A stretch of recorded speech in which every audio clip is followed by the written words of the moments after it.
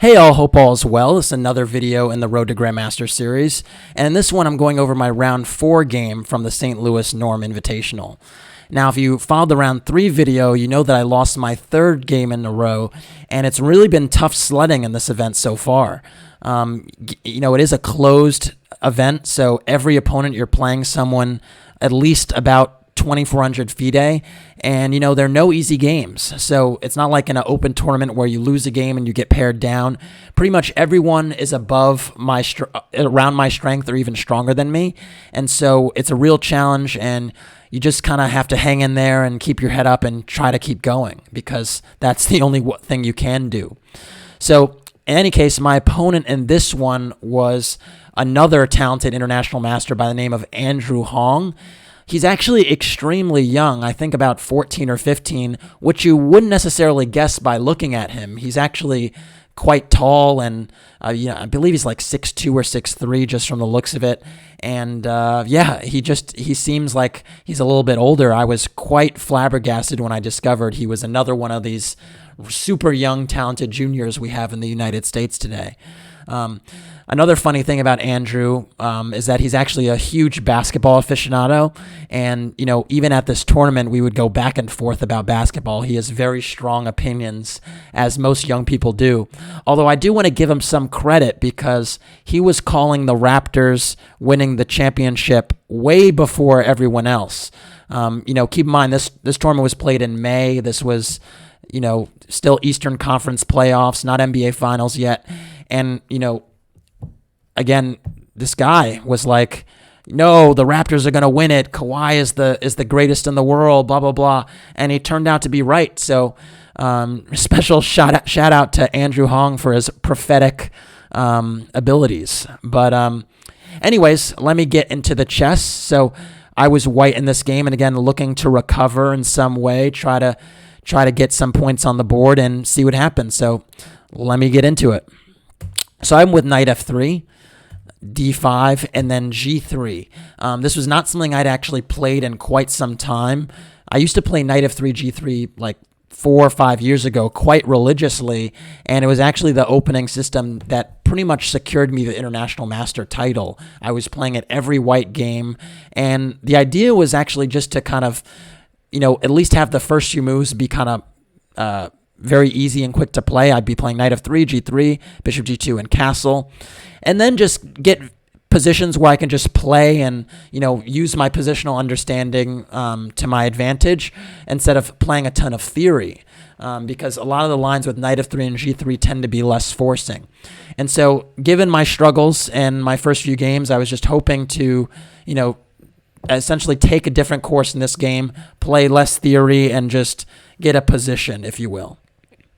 So after g3, Andrew actually played g6, and this came as a slight surprise to me because these lines tend to be extremely dull. Now, when you do play g6 in conjunction with d5 against the fianchetto, it tends to be a fianchetto-Grunfeld, and many, many times these lines become fairly symmetrical and tend to fizzle out. I'll show you what I mean in a moment. So I went bishop g2, Andrew went bishop g7, and now I went d4, and then knight f6, castles, and here you see a position that's completely symmetrical. And, in most cases when, white has an additional move in a symmetrical position, you can really punish black for it.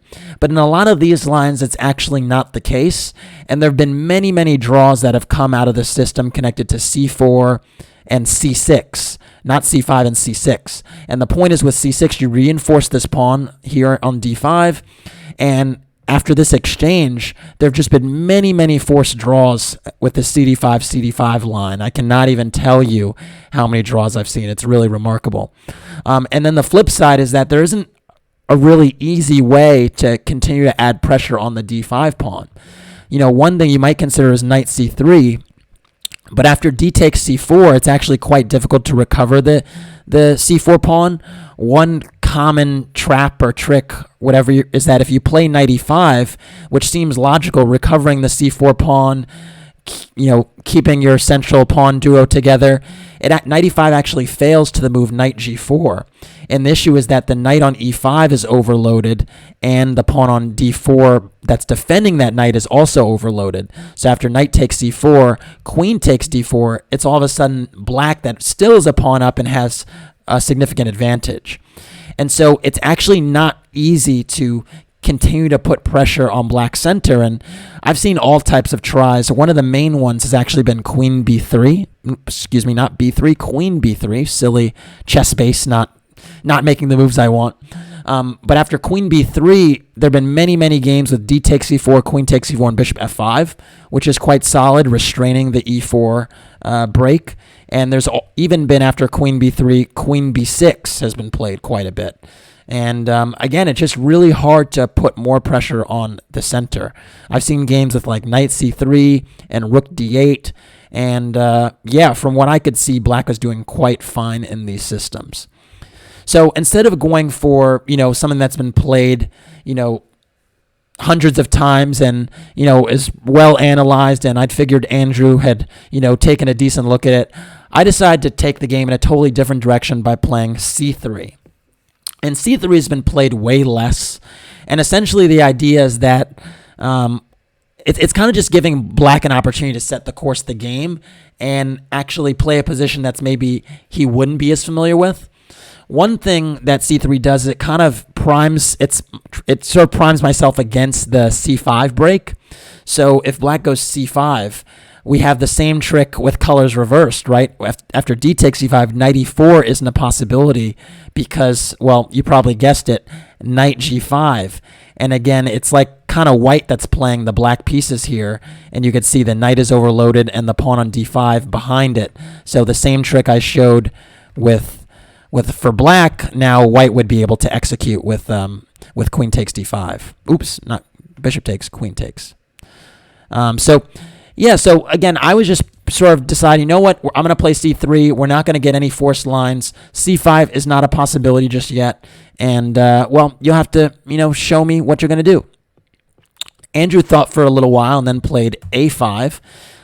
Makes a lot of sense, trying to take more space on the queen side, potentially with a4. And I decided to play a4 to sort of put an end to that. And now Andrew played knight bd7. And this is actually kind of interesting because he decides to break the symmetry, at least temporarily, and argues that, I can do without the c6 move, and I'm going to try and play for e5. And there's a lot of merit to doing this because if black goes e5 and is the first one to initiate the break in the center, it's actually black that's kind of playing like the white player and taking over the game and the space. And so I really did not want to necessarily allow e5. But the issue is that now if I copy, I'm actually a move behind on him preparing e5 because I played this move c3. So for instance, if I go knight bd2, and then he goes rook e8, and then I go rook e1, well, now he goes e5, and he's first to blast open the center. And a position where I have to take like so, I actually believe black is a little bit better because the c3 move was not so great, and now black has good control in the middle and over the e4 square. So I really was a little bit reluctant to sort of allow e5, and, it seemed that he'd be breaking in the center first. So instead, I tried to kind of combat that in a unique way and decided to go knight a3. The idea with knight a3 was to kind of potentially eye these queenside squares and make them think twice about it. So one thing that you might consider is that if c5 now, because the knight is actually protecting the c5 pawn, right, I can't just win it outright. Well, that move does not make a whole ton of sense because after knight b5, my knight has this unassailable outpost on the b5 square because both the a and c pawns are adjacent to my knight now, so it can never be challenged. And this would give white quite a nice position. So I thought that I'm, actually stopping the c5 move. And then I just need to worry about e5, as I mentioned. And so Andrew played rook e8. And now e5 is a very legitimate threat because, again, he's taking that space in the middle. and there aren't too many good ways to deal with it. I looked at bishop f4 as a possibility, but was reluctant to entertain this one because of knight h5, and now my bishop is forced off of this diagonal. So, and then e5 can be played. So I really could not stop e5 with a minor piece, so I decided to try and actually take the initiative in the center, somewhat reluctantly, but I thought it was necessary, and played the move c4. And of course, c4 is not as attractive a move with my knight on a3 as it would be with my knight on c3, actually influencing some of the central squares. But the point is that it stops e5. So if, black plays e5 now, I can take a few times and go bishop f4, and you can see my bishops are playing. My knight can actually come to b5 if I want to, and I'm actually going to play c takes d5 first and just recover a pawn. So not able to do that. And so at least for the time being, e5 is nullified because I actually was the first to strike in the center. And there is some argument that could be made that my knight on a3 is a little bit better than black's knight on d7, just because I'm on the third rank and can get to some active squares a little bit quicker than the d7 knight can. Now, the drawback to playing c4 is, well, there are two drawbacks. One is that the bishop on this long diagonal, which I was trying to actually restrain with the move c3, is now not going to be restrained because I've opened up that diagonal by playing c4. The other flaw in the system is that because I've played a4 already, now the b4 square is chronically weak. And so you could see that a4 in conjunction with c4 leaves my queen side very, very strange and ugly looking. And it means that black is going to have really nice outposts to work with. And so really my c4 break is a relatively short-term play because in the long term, those outposts could be really, really problematic. Those weaknesses could be problematic. And Andrew decided to play c6, reinforcing that d5 pawn. I think it's a good move. Not helping my knight get to c4 quickly, just shoring up the diagonal so that my bishop doesn't get active there, and just sort of accentuating the fact that his fianchettoed bishop is probably going to be more effective than mine. I decide now to play c takes d5, and after knight takes d5, I went e4. And this was kind of my play, I thought, is that, in this position, black might be threatening e5, so I have to take the center first. And even though the knight has this outpost on b4, my one asset in this position is my space advantage. So I was going to try and play with that space advantage best I could before black got fully coordinated. Again, this is a very, very short-term play. If black manages to get coordination and even get a pawn break in with e5, I'm going to be in huge trouble because my squares on the queen side are just so weak. I mean, there are just so many weak squares by virtue of this knight being on b4. So anyways, like I said, e5 is a threat here, so I actually decided to play bishop f4 and actually just stop that. Note that now e5 wouldn't work because after d takes e5, knight takes e5, I could take multiple times and I would have a good position. So e5 is not in the cards now. And instead, black went knight b6. And knight b6 is a good move because it takes away the outpost for my knight on a3 to come to c4. And unfortunately, my knight on a3 stayed on this square for far too long. A better move here, instead of bishop f4, would have probably been knight c4 to restrain the e5 break this way, because now I can take on e5 with my knight multiple times, and, e5 is just not a possibility. But the reason I rejected knight c4 was because of knight b6, which seemed to challenge my knight right away. And again, I have a space advantage, so I don't want to trade minor pieces. Trading minor pieces would help black alleviate his space disadvantage and help him consolidate. But it turns out here after knight b6, white has a really, really funky move that I had not even remotely considered, which is the very computer-esque knight takes a5. And this move is truly remarkable because it just looks like you're giving up a piece for a pawn. But the point is, after rook takes a5, white has bishop b2, and actually this pin here means that white actually recovers his piece. The line actually continues with c5, And after d takes e5, rook takes c5, bishop takes b4, white is even temporarily a pawn up after these complications.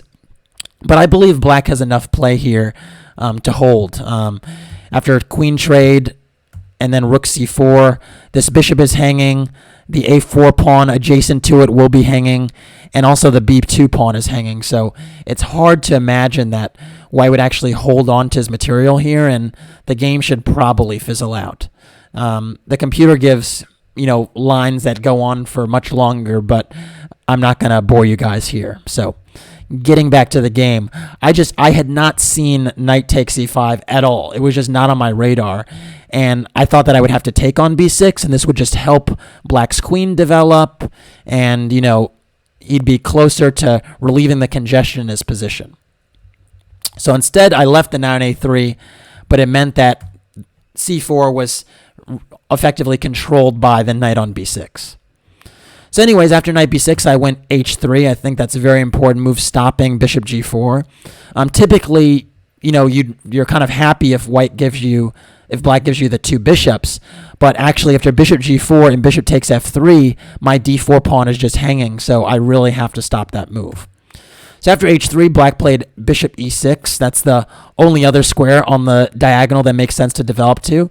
And even though it's the only square, it's a good square because now, again, he has two minor pieces now hammering in at the c4 square.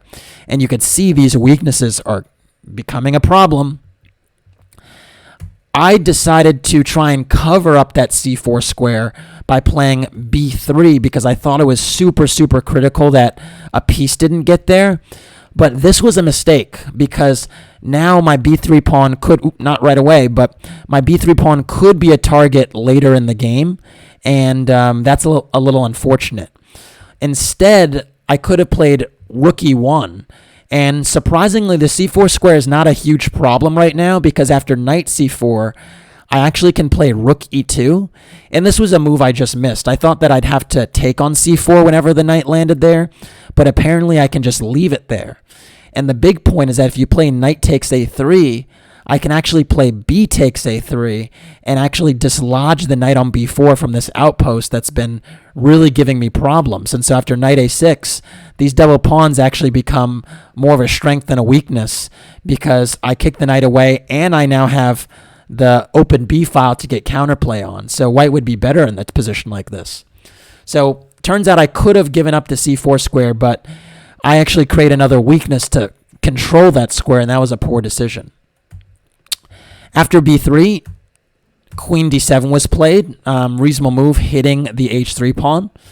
I now went king h2 to defend.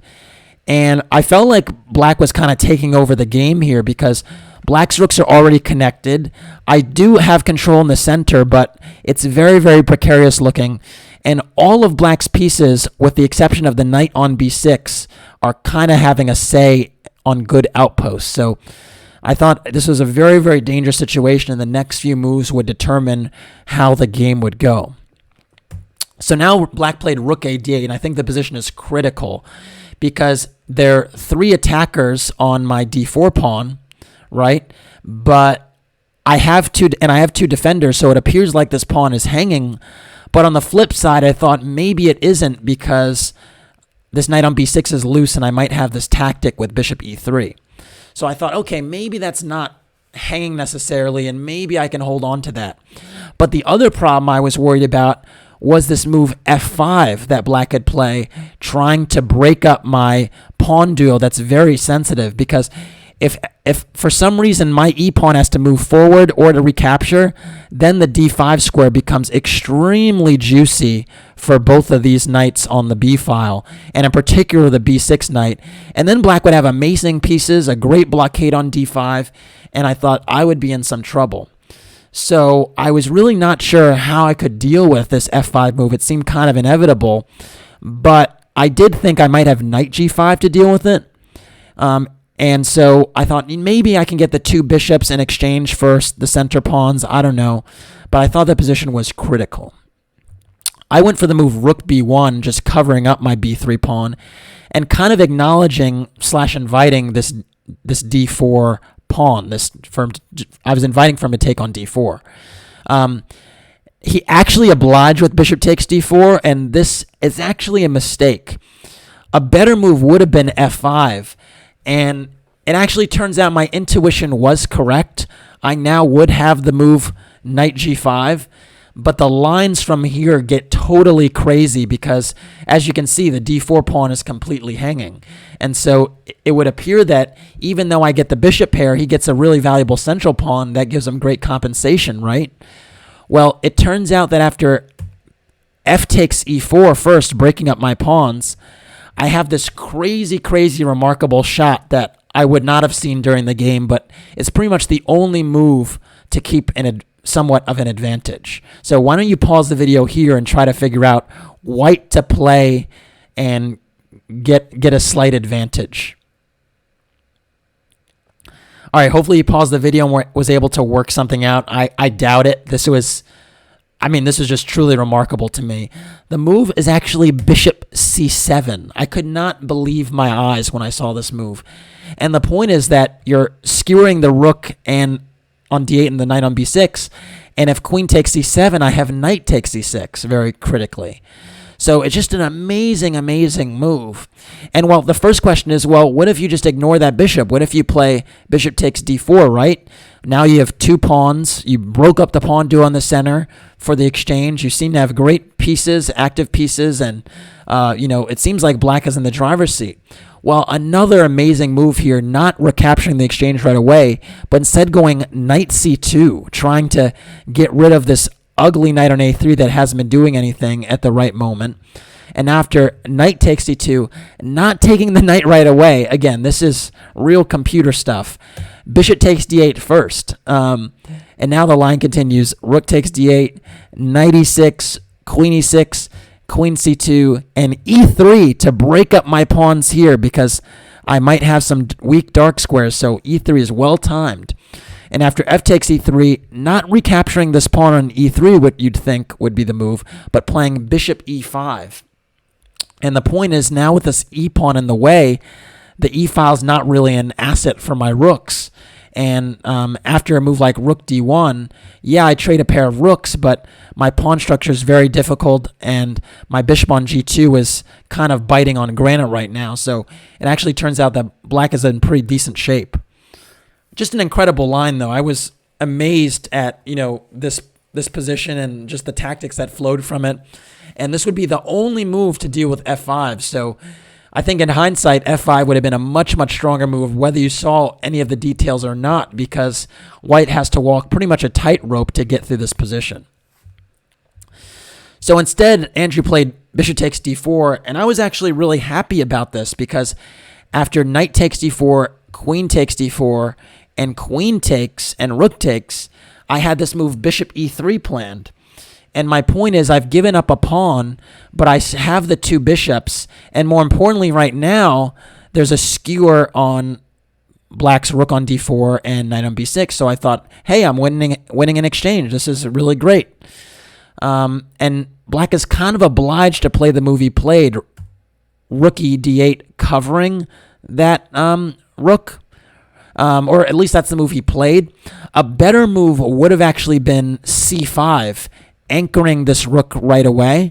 And the point is that with my knight on a3 is really bad and my pawns fixed on light squares, even up an exchange, it's not really easy to, win the game, because after bishop takes d4, c takes d4, all of a sudden this d pawn is extremely dangerous. And again, my pawns are so weak that white barely has any advantage here. And I was looking at a line with f4, rook d8, f5, takes, and bishop d5, and g4. And even in this position, you could see this d pawn is becoming more and more of a factor, and my now a3 is really bad. So even here, I think black is doing pretty much okay, but yeah, this was definitely a line he should have probably gone for right away. Instead, after bishop e3, rook e d8 was played, and I had a very, very critical opportunity here to take advantage of the fact that c5 was not played. Why don't you pause the video and try to figure out what the move is here for white? All right, hopefully you paused the video and got a chance to figure out what I should play here for white. The key here is actually not to allow c5, because if you allow c5, then after c takes d4, that d pawn becomes a real factor, whereas if it remains on c6, it's not. And so the best move in this position would have been to play rook fc1. And the point is the rook on d4 isn't going anywhere because the knight on b6 is still hanging. So I don't have to rush to recapture the rook on d4, and I can actually try and pressure the a5 pawn via c5 with my rook. And so this position would have given me enough activity to really try and bring the full point home here, because now I can reroute my pieces with bishop f1 potentially, rook c5, maybe even knight c2, trading these knights. And yeah, it would just be a pretty good position for white. Play could continue king g7, but the point is, even here, I don't have to take the rook just yet, and I can actually just go g4 and, basically make a few moves before taking that rook on d4 to improve my position. And yeah, this would have been a huge, huge difference from the game. I did recognize that I did not need to take the rook on d4 right away, but I did not realize how strong c5 would be. And because of that, I wound up playing bishop f3. And this move completely misses the mark. I think my idea was to maybe bring my king closer to g2, and some lines even play bishop g4 and trade off these bishops, which were such a huge problem for me because my pawns were so weak. But the problem is now Andrew seized his chance and played the move c5, and now taking on d4 is a whole lot less comfortable for white because this pawn becomes a huge factor. And now I am a pawn down, so I figure I need to, take that rook and recover, get an exchange for my pawn. So I decide to play, I first decide to play rook fc1, and after knight d7, then I played bishop takes d4. But now this is a huge, huge difference, because in this version, after c takes d4, this c pawn becomes a d pawn, and this knight on d7, which was not doing so much on b6, now has potential dark square outposts on e5 or c5 to help shuttle the pawn down the board. And you can see this knight on b4 is just totally unassailable. And so even though I'm in exchange up, I'm actually in huge, huge trouble here. And unfortunately, I just did not sense the dynamic soon enough, because I need to already recognize this is the position that I need to just try and defend, because I am defending. I still kind of entertained, potentially trying to win this game, and I think that explains my next move, bishop g4, because bishop g4, it really doesn't do a good job of advancing, any type of plan connected to defense. And it's really thinking, well, if I exchange these bishops, my knight gets this wonderful outpost on c4, and then all of a sudden white is better because a5 is hanging and my knight is centralized, right? Wrong. The point is, after bishop g4, black doesn't need to oblige trading pieces and instead goes f5. Because now it's black that has the space in the center. So he's like, I'm not trying to trade pieces anymore. This is just a great position for me if I keep pieces on. And meanwhile, my bishop on e6 is way better than your bishop on g4. So very, very accurate move and very, very strong. I played e takes f5, and now g takes f5 is a huge, huge move, because now he might even have a pawn storm if he's able to push e5 later. And, my bishop is just forced away with tempo. After bishop f3, black went b6, and this has just been a really, really nice sequence for black, because now I've lost time with my bishop foray, and this knight is now coming to c5, and these monster knights on the dark squares just pretty much target everything.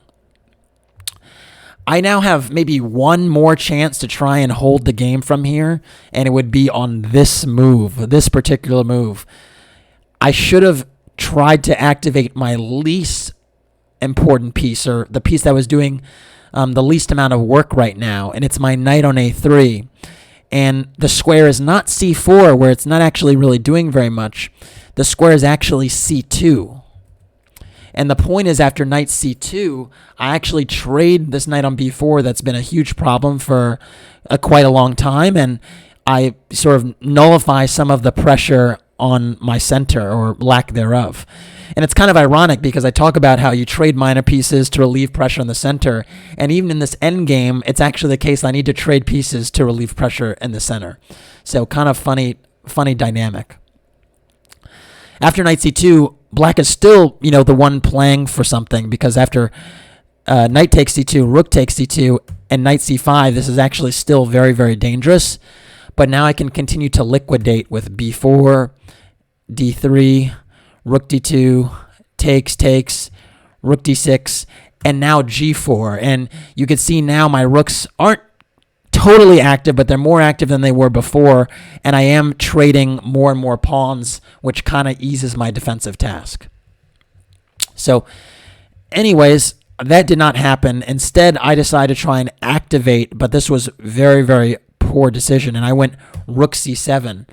And the real issue with rook c7 is just there's no targets over here. I mean, essentially b6 is secure, d7 knight is secure, this pawn e7, isn't going to be hanging anytime soon. And so the rook is actually not really doing much there, and that's actually the problem. Black now went king f7, which is a good move, just reinforcing the e7 pawn. And now he's ready to bring the d7 knight in the game, and all the pieces in the black camp will be doing something really critical, whereas my knight on a3 and bishop on f3 aren't really doing very much, and my rook is purely defensive on b1. You can see my pieces lack a certain type of coordination, whereas black's pieces have a really nice harmony to them, in particular with this knight almost coming to c5. I went rook b7 trying to justify my foray onto the 7th rank, but it's really missing the mark because now black went d3, and you could see this d-pawn's becoming a huge, huge factor. I went bishop h5 check, kind of desperately checking the king. I was in some time trouble already, and the position was not going anywhere fast, but this actually does not help very much, and after king f6, the king's actually quite decently positioned on f6. So, yeah, it just kind of helps black. I now went f4, trying to sort of preeminently stop a potential e5 break. But the issue with f4 is that it weakens my whole second rank. And my king is actually now extremely weak on h2. And yeah, it's just not really, it doesn't improve the coordination of my pieces at all. Instead, a better try might have been knight c4, trying to get my knight into the game. But even here, after bishop d5, rook c7, and then bishop takes c4, after rook takes c4, knight c5, you can see this position is just so harmonious for black, in particular with these two knights on b4 and c5, and now with the e-pawn maybe even coming to support the d-pawn. This is not at all comfortable and would probably lead to a loss anyway. Instead, after f4, black went bishop d5, kicking my rook away so that b6 is not a target anymore.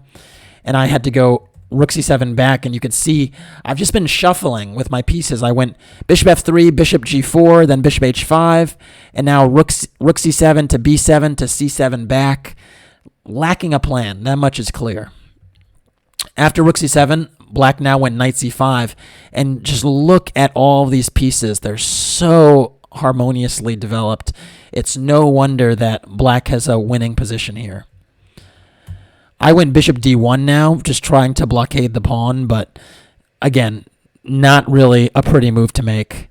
Black now went d2, just pushing the pawn further up the board. Bishop e4 is an idea. Knight coming to e3 is an idea. b3 is also might be hanging at some juncture. Huge problems. I went knight c4 to at least stop this b3 pawn from being hanging, but now black just went bishop takes c4, and after b takes c4, it's just dark square domination for black here, total domination. After knight e4, now knight c3 is a major threat, and I can already resign, frankly. But I decided to play on because I think I was still in a little bit of shock about how quickly the game just turned, because I had basically won an exchange and then was not able to do anything with it. So I was still, frankly, in serious shock. I went rook b7, hitting b6. Rook d6 just covers it. And now g4, trying to get some counterplay on the king side, but too little, too late. It's not really going anywhere. After knight c3, I went g5, check, and then king e6, and I still have this problem where my pieces are forked, my rook on b7 is out of play. Nothing's really going here. After rook a1, knight d3 was played, and this kind of adds insult to injury because now a second piece will be potentially hitting the bishop on d1, and that means I'm going to lose a piece to stop the d2 pawn. So the story has not changed. Bishop f3, knight takes f4, taking more material. He didn't need it, but he's taken it. King g3, and now knight d3 back, and now he can run to b2 at his leisure, consider going to e5 and picking up c4. So many things he could do. I went king h4 now, I think trying on a really, really good day to go king h5, king h6, king takes h7, but I did not seriously have illusions of grandeur. I knew this stuff wasn't going to work.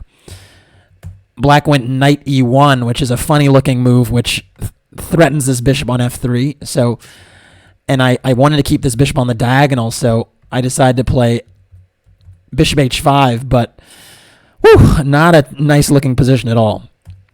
Rook d4 check, king g3, f4 check, king f2, and now knight d3 back, king f1, and then rook d6. And again, he's actually doing a really, really smart thing because he was in some time trouble as well. And instead of going for any super forcing lines, he's actually just like basically hitting and then running away, recognizing that all the moves that I'm making are kind of flailing moves. And so I can kick and scream all I want, but they're not effective moves. So eventually I'm just going to continue to hang things. And so with my pawns being the way they are, he can just kind of slowly pick them off and then come back and try and queen the d pawn. So really good judgment on his part. After rook d6, I win bishop g4 check, king f7, and then bishop h5, and then king f8.